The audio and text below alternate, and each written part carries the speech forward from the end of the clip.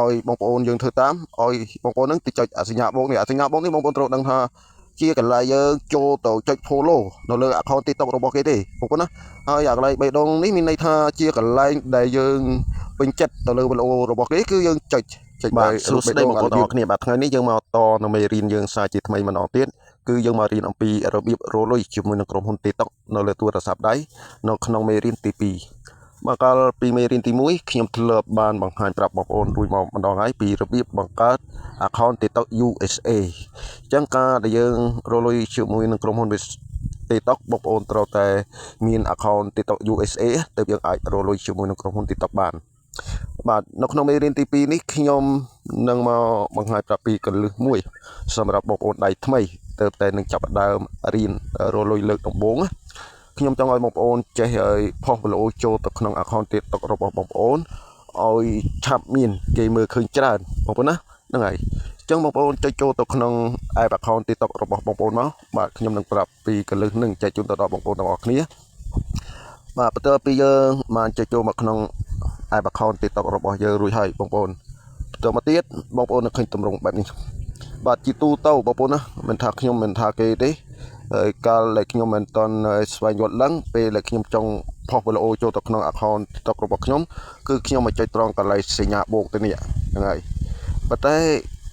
ខ្ញុំធ្លាប់មានដល់ពិសោធន៍ពេលខ្ញុំបង្ហោះនៅត្រង់កន្លែងសញ្ញាបូកហ្នឹងបាទផុសទៅគឺអត់សូវមានអ្នកមើលទេបងប្អូនហ្នឹងហើយហាក់បីដូចជាខាងក្រុមហ៊ុន TikTok ហ្នឹងគាត់អត់ជួយជំរុញវីដេអូខ្ញុំទៅដល់អ្នកទស្សនាអញ្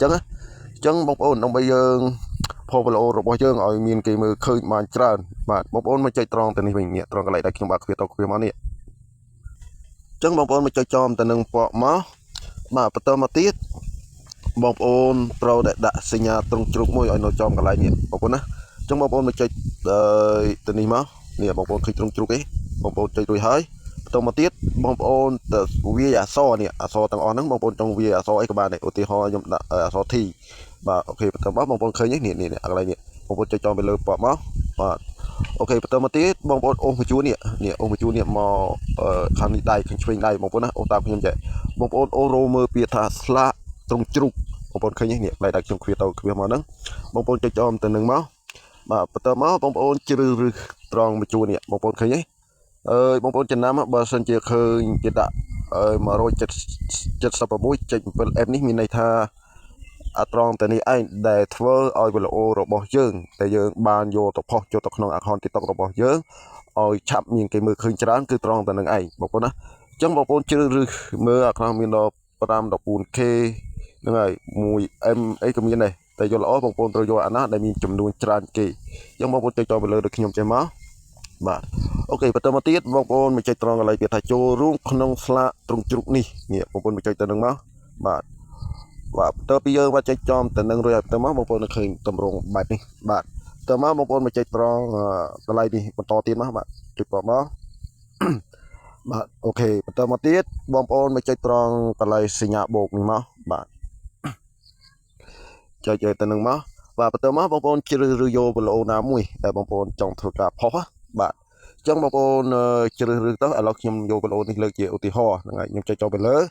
បាទបន្តមកទៀតយើងមកចុចត្រង់កន្លែងពាក្យថារួចរាល់បាទអូខេ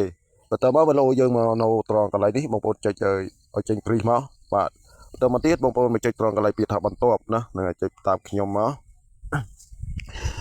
បាទអូខេមកដល់ចំណុចត្រង់កន្លែងនេះអ្វីដែលបងប្អូនចាប់ផ្ដើមធ្វើមុនដំបូងខ្ញុំចង់ឲ្យបងប្អូនដាក់ចំណងជើងពីលើវីដេអូនេះបងប្អូនណាហ្នឹងហើយអញ្ចឹងបងប្អូនត្រូវដាក់ចំណងជើងឲ្យវាត្រូវនឹងរឿងវីដេអូដែលបងប្អូនចង់យកទៅផុសផងណាបាទអូខេអញ្ចឹងដើម្បីយើងដាក់ចំណងជើងនៅលើវីដេអូនឹងបានបងប្អូនមកចុចត្រង់កន្លែងអក្សរ A ធំទៅនេះបងប្អូនណាហ្នឹងហើយបងប្អូនចុចចំទៅនឹងមកឥឡូវខ្ញុំលើកឧទាហរណ៍ថាខ្ញុំដាក់របៀបបង្កើត YouTube ខ្ញុំដាក់ណាហ្នឹងហើយបង្កើត YouTube អូខេបន្តមកបងប្អូនមកចុចត្រង់កន្លែងអក្សរ A បងប្អូនចូលជាស្រ័យបងបាទនេះកន្លែងអក្សរ A ទៅនេះបងប្អូនឃើញទេបងប្អូនមកចុចទៅនឹងមកបាទហ្នឹងហើយអូខេបន្តមកបងប្អូនចង់ឲ្យ background អក្សរដែលបងប្អូនដាក់ចំណងជើងពីលើវីដេអូហ្នឹងពើអីអញ្ចឹងបងប្អូនមកចុចទៅនេះមកបាទចុចតាមខ្ញុំមកដាក់ពើក្រហមពើលឿងពើខៀវអីតាមចំណូលចំណិតបងប្អូនចឹងទៅបាទខ្ញុំជួយចិត្តដាក់ក្រហម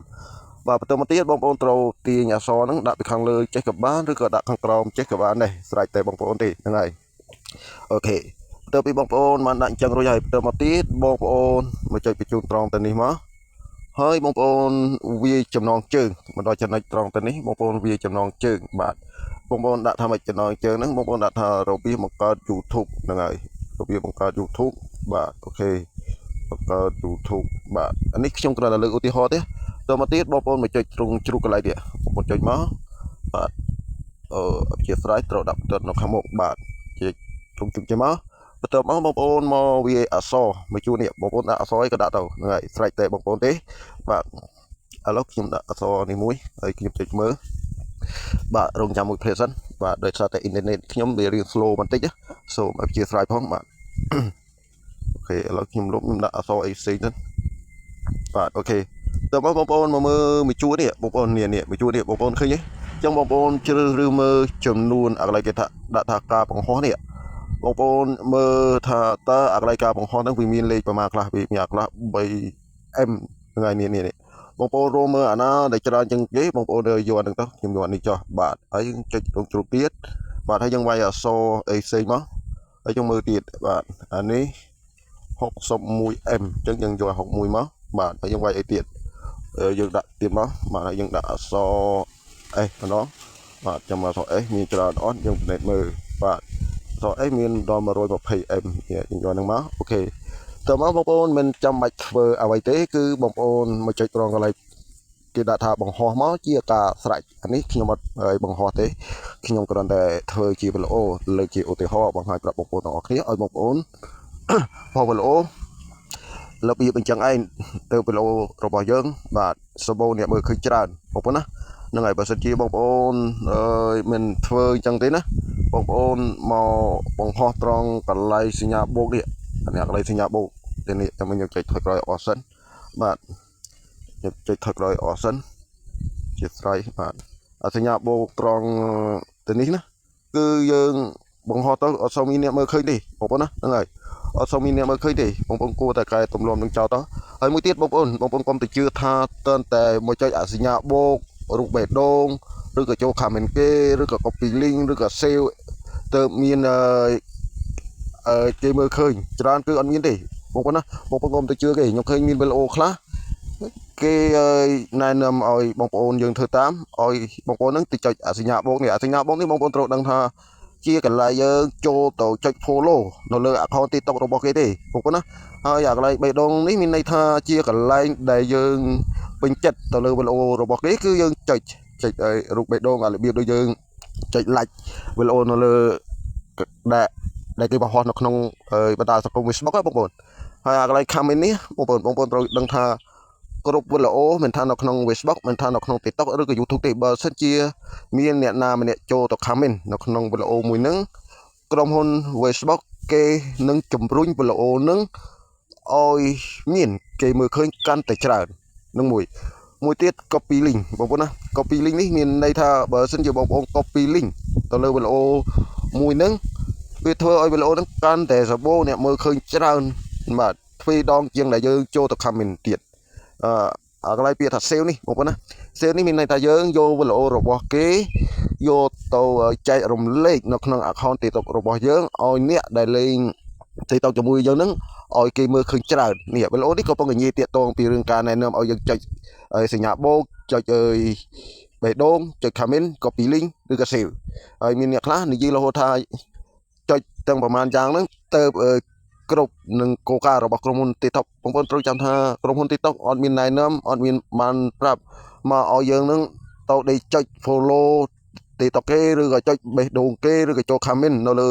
វីដេអូរបស់គេឬក៏ចុច copy link ទៅលើវីដេអូគេឬក៏យើងចុច share ទៅលើវីដេអូគេហើយធ្វើឲ្យ TikTok របស់យើងនឹងបើការមើលឃើញគឺអត់មានទេបងប្អូនណាអត់មានទេបងប្អូនកុំចាញ់បោកគេជាដាច់ខាតអានេះគឺជាល្បិចដែលគេបញ្ឆោតឲ្យបងប្អូនហ្នឹងចូលទៅចុច follow លើ account TikTok របស់គេចូលទៅចុចរូបបេះដូងនៅលើវីដេអូរបស់គេចូលទៅ comment នៅក្រោមឬក៏ខាងក្នុងវីដេអូរបស់គេចូលទៅ copy link វីដេអូគេចូលទៅ save វីដេអូគេសួរថាយើង save វីដេអូគេមិនបានទៅជា បើការមើលឃើញនៅក្នុង account TikTok របស់យើងបងប្អូនគិតឲ្យបានឆ្មាបាទវាអត់មានទេបងប្អូនវាអត់មានច្បាប់ក្រុមហ៊ុន TikTok ណាណែនាំអញ្ចឹងទេអ្នកនិយាយបែបហ្នឹងមានន័យថាអ្នកនឹងបោកបញ្ឆោតបងប្អូនឲ្យចុច follow នៅលើ account TikTok របស់គេដើម្បីឲ្យ account TikTok របស់គេនឹងឆាប់គ្រប់ follow គ្រប់ឱកាសស្នើសុំបើករលុយជាមួយនឹងក្រុមហ៊ុន TikTok មុនបងប្អូនណាបងប្អូនត្រូវចាំណានេះវីដេអូនេះកំពុងនិយាយពីតាកតងចំណុចហ្នឹងហើយបងប្អូនខ្លះលើគេនិយាយអញ្ចឹងក៏ធ្វើតាមគេណាធ្វើតាមគេបើគេថាអញ្ចឹងមានអត់មិនមែនទេបងប្អូនត្រូវជឿខ្ញុំបងប្អូនកាន់តែចូល comment វីដេអូគេកាន់តែផ្ទុះបងប្អូនកាន់តែ copy link វីដេអូគេកាន់តែល្បីខ្លាំងទៅបងប្អូនកាន់តែ share វីដេអូគេច្រើនវីដេអូគេកាន់តែ reach ល្បីតកាន់តែច្រើនហើយយើងនេះខំ sale ខំ comment ខំ copy link នេះអត់ប្រយោជន៍ទេបងប្អូនជឿខ្ញុំមួយម៉ាត់ហ្នឹងហើយអានឹងខ្ញុំគ្រាន់តែបញ្ជាប់ប្រាប់បងប្អូនចឹងហើយអញ្ចឹងបងប្អូនឈប់ជឿគេទៅបាទឈប់ជឿគេបាទអានេះគឺជាការបញ្ឆោតរបស់គេឲ្យបងប្អូនចូលទៅ comment នៅលើវីដេអូរបស់គេនិងចុច follow ទៅលើ account TikTok របស់គេទេបងប្អូនណាបាទអញ្ចឹងវីដេអូនេះខ្ញុំបញ្ចប់តែប៉ុណ្្នឹងចុះរៀងវិញបន្តិចបាទអីមុននឹងបញ្ចប់ខ្ញុំសូមឲ្យបងប្អូនជួយលើកទឹកចិត្តឲ្យខ្ញុំបាទម្នាក់មួយផងបាទបើសិនជាបងប្អូនគិតថាវីដេអូនេះល្អមានប្រយោជន៍ទៅដល់បងប្អូនជួយចុច follow នឹងនៅ account TikTok ឲ្យខ្ញុំបាទម្នាក់មួយផងបាទសូមអរគុណនិងសូមជម្រាបលា